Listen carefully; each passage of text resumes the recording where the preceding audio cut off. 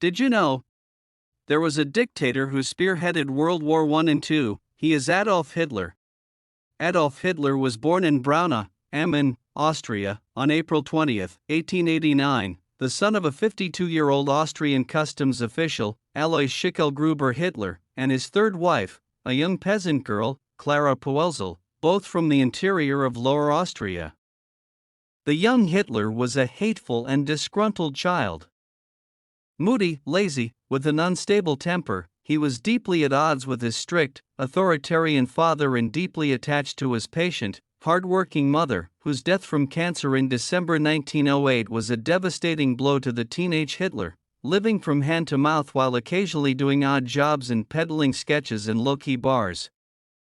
The young Hitler compensated for the frustrations of a lonely bachelor's life and a miserable men's hostel with political speeches in cheap cafes to anyone who would listen and follow big dreams.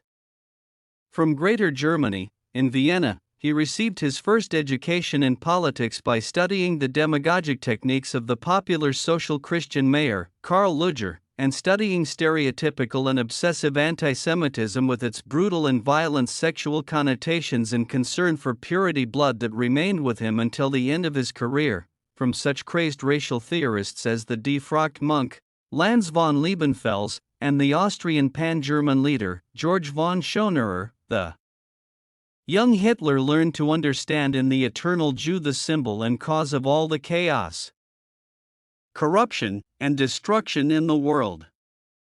Culture, politics, and economics. The press, prostitution, syphilis, capitalism, Marxism, democracy, and pacifism were all tools exploited by the Jew in his conspiracy to weaken the German nation and the purity of the creative Aryan race.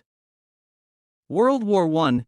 Hitler during World War I, in May 1913, Hitler left Vienna for Munich, and, when war broke out in August 1914, he joined the 16th Bavarian Infantry Regiment, serving as a dispatch runner. Hitler proved to be a capable and brave soldier, receiving the Iron Cross, First Class, for his bravery, but his rank did not exceed that of Lance Corporal. Twice wounded, he was badly gassed 4 weeks before the war ended and spent 3 months recuperating in a hospital in Pomerania. Temporarily blinded and enraged by the failed German Revolution of November 1918 and military defeat, Hitler, having recovered, was convinced that fate had chosen him to save the humiliated country from the shackles of the Treaty of Versailles.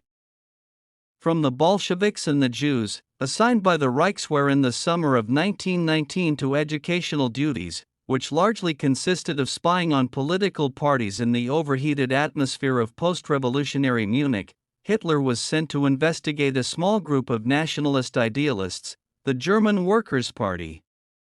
On September 16, 1919, he joined the party, which had about 40 members, immediately changed its name to the National Socialist German Workers' Party, and appointed himself its chairman in July 1921. Hitler becomes leader. Hitler discovered an extraordinary talent for oratory and gave the new party its symbol, the swastika, and his remark, Heil. His raspy, gravelly voice, despite the bombastic, humorless, and histrionic content of his speeches, dominated the audience for its confident tone and flair for self-dramatization. In November 1921, Hitler was recognized as Führer of a movement that had 3,000 members and increased his personal power by organizing armed forces to maintain order at his meetings and disperse his opponents. From these squads grew the stormtroopers, organized by Captain Ernst Röhm and Hitler's blackshirt personal bodyguard, the Schutzstaffel. Hitler focused his propaganda against the Treaty of Versailles, the November criminals, the Marxists, and his apparent internal enemy number one, the Jews, who were responsible for all of Germany's internal problems.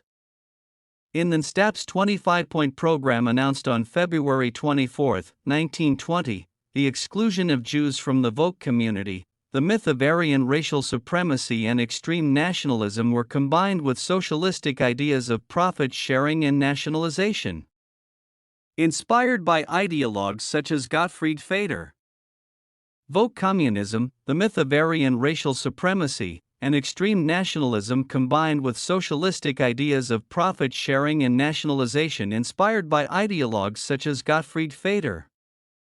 Hitler's first written remarks on political questions from this period emphasized that what he called reason anti-Semitism should lead to the systematic eradication and elimination of Jewish privileges. The ultimate goal is the complete extermination of the Jewish people. The rise of the Nazi Party. In January 1925, the ban on the Nazi Party was lifted and Hitler regained permission to speak in public. Defeating the socialist wing of the North German Party under Gregor Strasser, Hitler re-established himself in 1926 as a major draw for all factions in an ideologically and socially heterogeneous movement. Avoiding a rigid and programmatic definition of National Socialism that would have undermined the charismatic nature of his legitimacy and his claim to absolute leadership. Hitler succeeded in broadening his appeal beyond Bavaria and attracting both right and left wings to his movement. Although the Nazi Party won only 12 seats in the 1928 elections, the onset of the Great Depression, with its devastating impact on the middle class, helped Hitler win over all levels of German society who felt their economic existence was threatened. In addition to farmers, artisans, merchants, small businessmen, former officers, students, and lower-class intellectuals, the Nazis in 1929 began to win the hearts of large industrialists, nationalist conservatives, and soldiers. World War II. On September 1, 1939, German armed forces invaded Poland, and from then on, Hitler's main energy was devoted to waging the war he launched to dominate Europe and secure Germany's living space. The first phase of World War II was dominated by German blitzkrieg tactics, surprise attacks on airfields, communications, and military installations, using fast armored vehicles and infantry to follow up on the first waves of bombers and fighters. Poland was overrun in less than a month, Denmark and Norway in 2 months, and the Netherlands, Belgium, Luxembourg and France in 6 weeks. After the fall of France in June 1940, only Great Britain remained steadfast. Hitler's death. As Soviet troops approached Berlin in late April 1945, Hitler began contemplating suicide. On April 28, Mussolini was shot by firing squad and then hanged in a public square in Milan, Italy. Fearing the same fate, Hitler tested cyanide pills he received from the SS on his Alsatian dog, Blondie. On April 29, 1945, he married his sweetheart, Eva Braun, and dictated his final political testament, the treaty, which ended with the same monotonous and obsessive fixation that had guided his career from the start. Above all, I charge the nation's leaders and those under they. Scrupulous observance of racial laws and merciless resistance to the universal poison of all nations, namely international Jewry. The next day Hitler committed suicide. His body was taken to the Reich Chancellery's garden by his aides, covered in petrol, and burned along with Eva Braun's body. This final and horrific act of self-destruction aptly symbolizes the career of a political leader whose ultimate legacy to Europe was the destruction of its civilization and the senseless sacrifice of human life for the sake of power and its own commitment to the senseless nonsense of nationalism. The mythology of the socialist race. With his death, nothing remained of the Greater German Reich, the tyrannical power structure and ideological system that had devastated Europe during its 12 years of totalitarian rule. Only a few Nazis witnessed the removal of the body and its cremation. 2 men who were there, Joseph Goebbels and Martin Bormann, later committed suicide. The absence of witnesses has fueled the emergence of various conspiracy theories over the years regarding Hitler's fate, including the notion that he was still alive after the war. General Hans Krebs, who later also committed suicide in the Führer bunker, met Soviet General Vasily Chukov on May 1 to inform him of Hitler's death. Stalin wanted proof and ordered Smersh, the Red Army's counterintelligence organization, to exhume the cremated remains on May 5, 1945. They found a jawbone that was later identified as Hitler's by Kathy Huserman, the dictator's dental assistant. The Soviets did not inform the other allies that Hitler had died, preferring instead to promote the idea that Hitler had survived. On May 2, 1945, for example, the state news agency TASS said that the announcement on German radio of reports of Hitler's death was a fascist trick to cover up his disappearance from the scene. Stalin then informed U.S. Ambassador W. Averell Harriman and President Harry Truman's envoy Harry Hopkins that Hitler had fled with Bormann, Goebbels, and Krebs. According to Jean-Marie Potier, the reason Stalin suggested Hitler might flee to the Western Hemisphere was to trick the Allies into wrong direction. Hitler's jawbone was taken to Moscow and his remains were reburied in June 1945 at a location outside Berlin. Smersh exhumed the bodies of Hitler, Braun, Goebbels, his wife, their 6 children, and Krebs, and buried them in the Soviet occupation zone in Magdeburg, East Germany. When the Magdeburg base returned to East German control in 1970, KGB Director Yuri Andropov ordered its remains destroyed. The Soviets initially believed Hitler committed suicide with cyanide.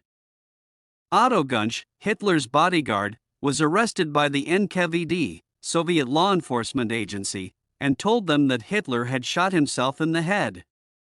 This was confirmed during the interrogation of Heinz Ling, Hitler's valet, and his personal pilot Hausbauer. The Soviets carried out further excavations near the Führer bunker in May 1946 and found fragments of a skull with a bullet hole. The witnesses were secretly detained by the Soviets for the next 10 years while continuing to perpetuate the lie that Hitler was still alive. However, the Allies have confirmed his death and do not accept Soviet claims that Hitler died of cyanide poisoning. Meanwhile, fragments of his skull and jawbone are stored in the Soviet state archives and the FSB. In 2018, after months of negotiations, Russia's FSB Secret Service and Russia's state archives granted French scientists permission to examine fragments of a skull with a hole in the left side and tooth fragments from the jawbone. They ultimately concluded that they could not prove the skull belonged to Hitler but confirmed that he had died in 1945. Based on dental examinations, they believe Hitler did not shoot himself in the mouth as previously thought.